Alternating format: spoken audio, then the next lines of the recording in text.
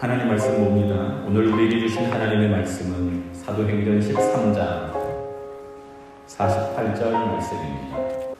이방인들이 듣고 기뻐하여 하나님의 말씀을 찬송하며 영생을 주시기로 작정된 자는 다 믿더라. 아멘. 같이 한번 48절 읽습니다. 시작. 이방인들이 듣고 기뻐하여 하나님의 말씀을 찬송하며 영생을 주시기로 작정된 자는 다 믿더라. 아멘. 우리 옆에 있는 분들과 인사할 때 원하는 대로 더하고 풀어주실 겁니다 라는 의미로 원더풀 인사합시다.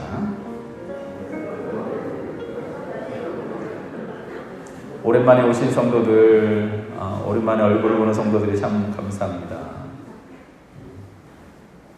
잘 다녀오셨죠? 네. 이은태 집사님으로 우리가 이강령 집사님 아버님으로 더 잘 알고 있지만 이은태 집사님께서 프랑스에서 3주 전인가요?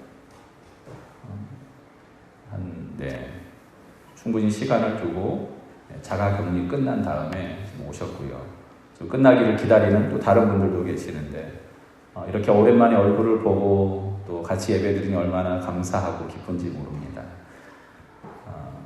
하나님 말씀을 준비하려고 이렇게 자리에 앉아 있는데 참 여러 가지 생각이 참 많이 들었는데 그 중에 한 가지 생각이 뭐냐면 어렵다라는 마음이었습니다. 왜 어렵다라는 마음이 먼저 있었냐면요. 사실 설교는 성경을 아무리 연구하고 원어를 분해하고 쪼개도 그 성경 말씀을 듣는 성도들의 삶의 자리를 목사가 모르면 선포하기가 어렵더라고요. 저는 그래서 이 설교가 뭐냐라고 물어보면은 식사 같아요. 밥 먹는 거. 목사는 뭐 하는 사람이에요? 밥 차리는 사람. 목사는 밥 차리는 사람으로 밥을 잘 차려서 성도들과 함께 먹는 겁니다. 그런데 요즘 이제 집에서 식사를 할 일이 많은데 집에서 식사를 하다 보면은 아무리 맛있는 반찬을 해도 애들이 먹어요, 안 먹어요?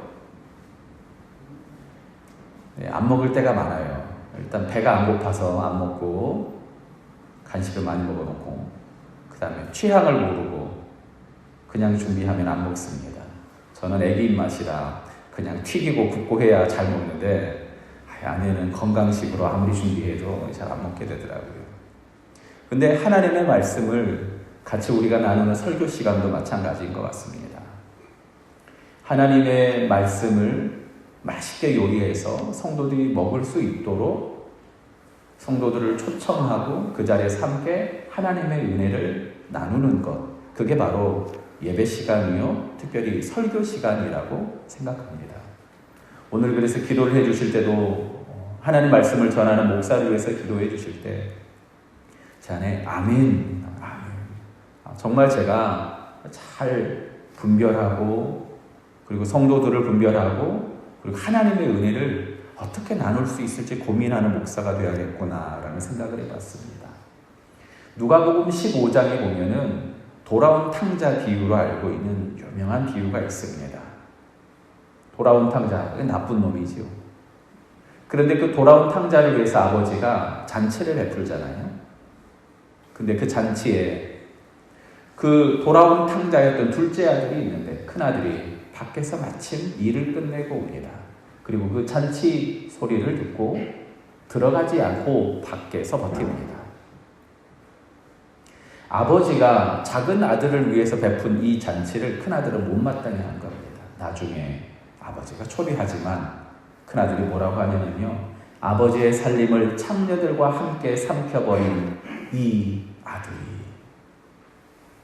누구라고 그랬어요? 큰아들의 동생. 그런데 그 동생을 향하여 형이 하는 얘기가요. 아버지의 살림을 창녀들과 함께 삼켜버린 이 아들이. 이렇게 얘기합니다.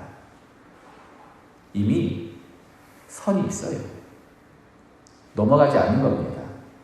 그리고 이 형은 잔치 자리에 참여하지 않습니다. 하나님의 은혜의 잔치에 참여하는 것. 저는 오늘 비록 우리가 점심은 김밥으로 여러분한테 드리지만 함께 모여서 예배하는 이 자리가 천국 잔치가 되기를 주님의 이름으로 축원합니다. 천국 잔치는 하나님이 준비한 이 잔치에 우리가 믿음으로 참여하는 거 아니겠습니까? 우리가 설교 시간에 아멘을 합니다. 따라해 볼까요? 아멘. 저는 아멘을 어떻게 생각하냐면 은혜를 떠먹는 숟가락이다 생각해요. 뭐라고요? 은혜를 떠먹는 숟가락. 하나님의 말씀이 선포될 때 이 말씀이 나를 향한 말씀일 때 어떻게 하면 돼요? 아멘. 하나님 이대로 내 인생에 이루어 주시옵소서. 아멘. 하나님 이 놀라운 하나님의 역사가 나의 가정에서 이루어지게 하여 주시옵소서. 아멘 하는 겁니다. 그런데 이 하나님의 놀라운 은혜의 역사에 참여하는 사람으로 하나님의 은혜와 아멘이 함께 만날 때 여기가 축복의 현장이 된다고 믿습니다. 그런데 우리가 잘 알고 있는 장로교회에서 아주 유명한 교리가 하나 있습니다. 예정론이라고 합니다. 이 예정론이라는 것은 하나님께서 전적으로 예비하시고 하나님께서 전적으로 준비하셨다라는 겁니다. 하나도 틀린 게 없습니다. 맞습니다. 특별히 이 예정론의 근거가 되는 구절이 뭐냐? 오늘 우리가 함께 봤던 사도행전 13장 48절입니다. 우리 제목을 같이 읽어볼까요? 앞에 있는데요. 시작. 영생 주시기로 작정된 자. 아멘. 영생 주시기로 작정된 자는 다 믿더라. 하나님이 여기 오늘 본문에 보면요. 근데 하나님이 다 작정하셨습니다. 하나님이 다 준비하셨습니다. 이렇게 아멘하고 끝날 일이 아닙니다. 오늘 본문을 사실 처음부터 끝까지 살펴보면요. 조금 다릅니다. 이방인들이 듣고 기뻐하여 하나님의 말씀을 찬송하며 영생을 주시기로 작정된 자는 다 믿더라. 그럼 이렇게 한번 생각해 보시겠습니까? 이방인들이 듣고 기뻐하여 하나님의 말씀을 찬송했는데 많은 사람들이 찬송했는데 그 중에 영생 주시기로 작정된 자는 좋아요. 작정되지 않은 자는 어떻게 해요? 작정되지 않은 자는 구원이 없는 겁니까? 이 질문에 막히게 되는 겁니다. 하나님이 만약 영생 주시기로 작정하지도 않았는데 내가 아무리 믿는다고 고백해봐야 소용이 없는 거 아닙니까? 사실 이 본문은요 그냥 단순히 하나님이 우리 모두에게 영생 주시기로 작정했습니다 이런 의미가 아니었습니다. 오늘 이 설교를 하고 있는 사람은 바울입니다. 바울이 회당에 가서 설교를 했고요. 그리고 그 다음 주에 또 와서 설교해달라고 그러니까 설교를 하는데 그때 수많은 사람들이 반응을 보입니다. 유대인들은 주로 아니다 거부합니다. 우리만 구원받는다고 했지 율법으로 구원받는다고 했지 뭘 모두 다 구원받느냐 무슨 믿음으로 구원받느냐라고 얘기하기 시작합니다. 그때 바울이 와서 얘기합니다. 나는 이제부터 이방인에게로 향하겠다. 하나님의 복음을 나는 이제부터 이방인들 향해서 전파하겠다. 너희 안 믿는 너희들 말고 그렇게 선언하고 나서 그 이야기를 듣고 하나님의 놀라운 은혜가 이제 이방인에게로 향하겠구나라는 그 얘기를 듣고 이방인들이 얼마나 기쁘겠습니까? 그리고 그 이방인들이 오늘 본문처럼 이방인들이 듣고 기뻐하여 하나님의 말씀을 찬송했던 겁니다. 그러니까 여기 영생 주시기로 작정된 자라는 말 안에는요 그냥 단순히 이 사람은 영생 주시기로 작정하고 이 사람은 아니고 이런 의미가 아닙니다. 원래 유대인들 안에 우리는 하나님이 특별히 선택하시고 하나님 특별히 복 주시기로 작정된 민족이라고 생각했는데 아니다라고 말하는 겁니다. 하나님의 놀라운 생명은 믿음으로 하고 모든 사람을 향하여 선언되는 거지 너희들만을 향해서 준비된 것이 아니다라고 선언하고 있는 겁니다. 하나님이 너희를 인하여 많은 사람을 초대하려고 너희를 뽑아놨는데 너희가 먼저 이 자리에 안 들어오냐? 그럼 어떻게 하시겠습니까? 나머지 다른 사람을 그냥 다 직접 부르신다는 겁니다. 이게 바로 영생 주시기로 작정된 자 안에 있는 오해였던 겁니다. 특별히 오늘 이 설교를 듣고 있는 사람들 중에는요, 거기 이방인들이 있는데 여기 작정된 자, 예정한 자라고 우리가 생각하는 이 단어를 원어를 보면은요, 이런 의미가 있습니다. 군대를 정렬시키다, 가지런히 군대의 물품을 정리하다라는 의미가 있어요. 특별히 여기 설교가 진행되는 비시디아 안디옥은 군사도시입니다. 부대 차렷! 그러면 이게 무슨 말인지 아는 사람들이에요. 좌우로 정면! 그러면 이게 무슨 말인지 아는 사람들입니다. 군대 갔다 온 분들은 알잖아요. 이게 어떤 의미인지. 하나님이 지금 우리를 하나님의 은혜의 현장에 직접 초대하시며 우리를 하나님의 군사로 만드셨다. 준비해 주셨다. 바울은 이렇게 선언하고 있었던 겁니다. 그런데 이 이야기를 예정론이라고 아주 좁은 의미에서 하나님의 구원의 역사를 오해하고 그걸 한쪽으로만 해석하며 네가 예정된 사람인지 아닌지 어떻게 알아? 네가 구원을 어떻게 확신해? 하나님의 안정하면 아무것도 아니야 라고 오해할 수 있었던 것입니다. 예수님이 승천하시며 부탁하신 말씀이 있습니다. 땅끝까지 이르러 내 증인이 되리라. 어디까지요? 땅끝까지. 이게 예수님의 부탁입니다. 예루살렘과 온 유대와 사마리아와 땅끝까지 이르러 모든 열방을 향한 나의 증인이 되달라고 부탁하신 게 예수님의 부탁 아니었습니까? 생각해보면은 이 예배의 현장은요, 여러분 이렇게 생각해보세요. 원래는 옆에 있는 분들과 하면 좋은데 우리가 손잡을 수가 없으니까 오른손을 이렇게 내보세요. 그리고 왼손을 그 위에 올려 잡아보세요. 하나님이 내민 손이 바로 이 오른손이에요. 하나님이 은혜로 내민 손이 이 오른손이에요. 그럼 이 손을 우리가 믿음으로 어떻게 해요? 아멘! 하면서 잡는 바로 이 현장. 여기가 구원의 현장이고 은혜의 현장인 줄 믿으시기 바랍니다. 하나님이 우리를 위해서 축복을 준비하셨는데 준비하신 축복을 아멘 하지 않는다면, 하나님이 우리를 위해서 구원을 준비하셨는데 이 구원을 아멘 하고 받지 않는다면 내민 손은 아무 의미가 없다는 겁니다.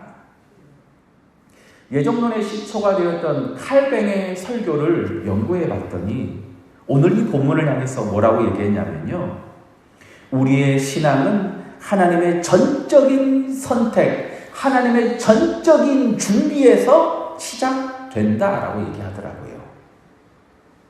무슨 말이냐면 하나님의 은혜 없이는 우리가 믿음을 시작할 수도 없고 하나님이 준비하여 주신 이 놀라운 사랑 없이는 우리가 아무것도 아닙니다라고 선언하고 있더라고요. 그런데 이걸 엉뚱한 교리로 이렇게 묶어서 잘못 보고 있었던 겁니다. 이게 어찌 특정 교단만의 문제겠습니까? 이게 우리의 문제가 아니겠습니까?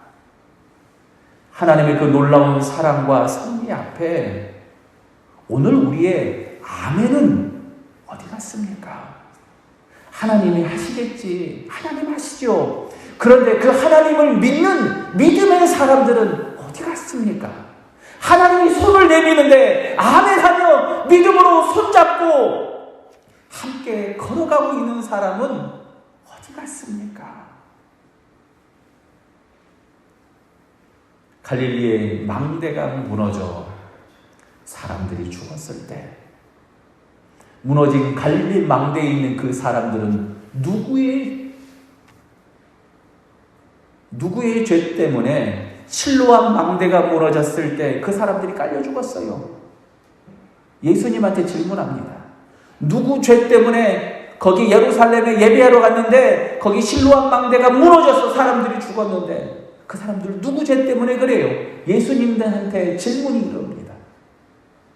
사실 생각해보면요, 제일 먼저 나와야 될 이야기는요, 불쌍하다. 그 사람들 어떡하냐?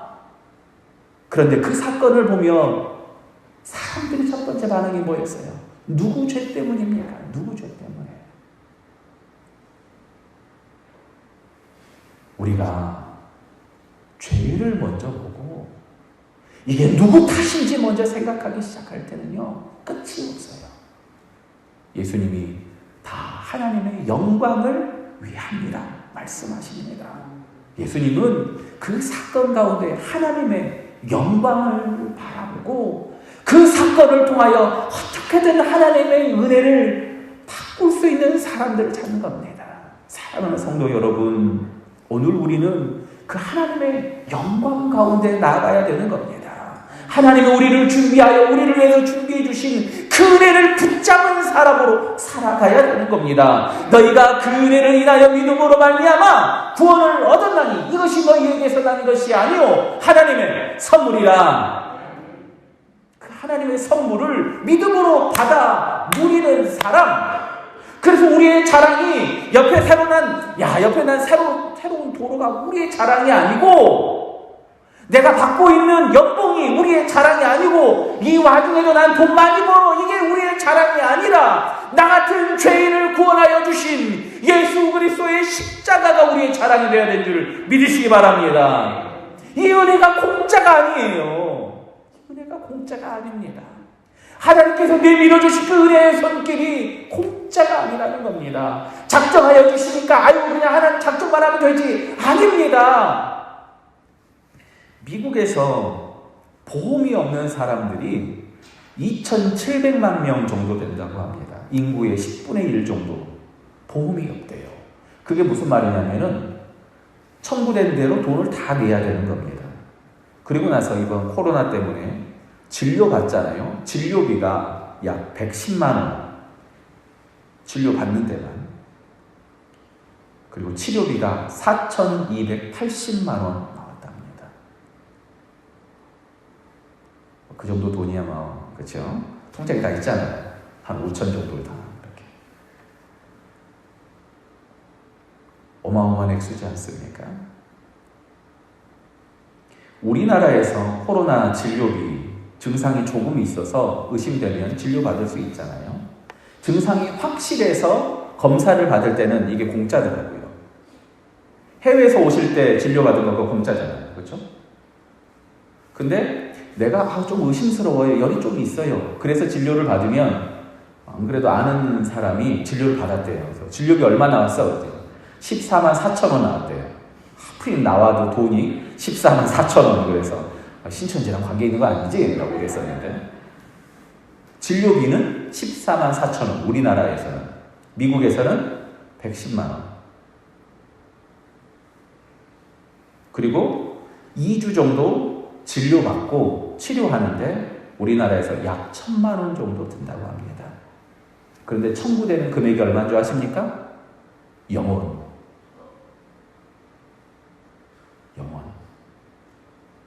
그게 공짜가 아니지 않습니까? 우리가 낸 세금으로 그거 다 제하는 겁니다. 공짜가 아니에요. 국가에서 다 대신 내주는 겁니다. 우리가 은혜를 얘기할 때 이 은혜가 거저다 너무 쉽게 생각하지 마십시오. 이 은혜는 십자가에서 죽으신 예수님 때문에 우리에게, 예수님의 죽음 때문에 우리에게, 예수님의 그 사랑 때문에 우리에게 말할 수 없는 그 놀라운 생명을 우리를 위해서 주신 것이 바로 은혜라는 겁니다. 영생 주시기로 작정된 자, 하나님은 모든 사람을 향하여 그 은혜의 손을 계시는 겁니다. 그리고 하나님의 군대로 작정된 자, 그 예비된 자들이 할렐루야 찬양하며 하나님의 놀라운 말씀을 아멘으로 받을 때 거기가 바로 구원의 현장이요 하나님의 역사의 현장이 되는 줄 믿으시기 바랍니다. 하나님은 우리를 창세전부터 작정하시고 선택하셨습니다. 그리고 천국잔치에 여러분을 초대하고 계십니다. 사랑하는 성도 여러분, 여기 예배드리는 여기가 천국잔치일 뿐만 아니라 여러분 나중에 집에 가시면요 거기에서 아멘이 있기를 주님의 이름으로 축원합니다. 하나님 이 일이 아멘으로 우리 가정에 임하게 하여 주시옵소서. 하나님의 영광을 위해서 갈릴리에서 어떤 사람들이 죽고 실로암 망대가 무너지는 그 안타까운 현장에서도 하나님의 영광을 바라볼 수 있는 예수님의 그 놀라운 통찰력이 오늘 아멘을 통하여 여러분 가운데 있기를 축원합니다. 코로나로 우리가 얼마나 많이 좌절과 낙담할 수 있습니까? 이 어려운 시대에 우리를 낙담하게 하는 일들은 얼마나 많습니까? 사업장과 일터가 얼마나 우리를 힘들게 합니까? 하지만 그 가운데서도 하나님의 영광을 바라보며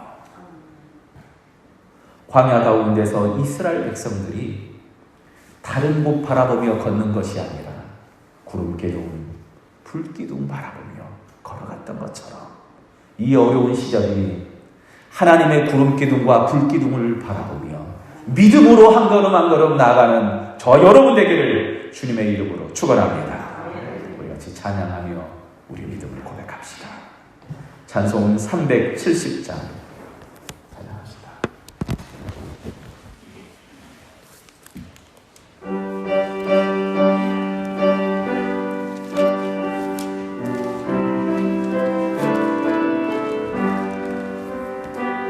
주 안에 있는 나에게 딴 근심이 있으랴 십자가 밑에 나가 내 짐을 우리 한 번 더 고백합시다. 주 안에 있는 나에게 딴 근심이 십자가 밑에 나가 내 짐을 풀어 주님을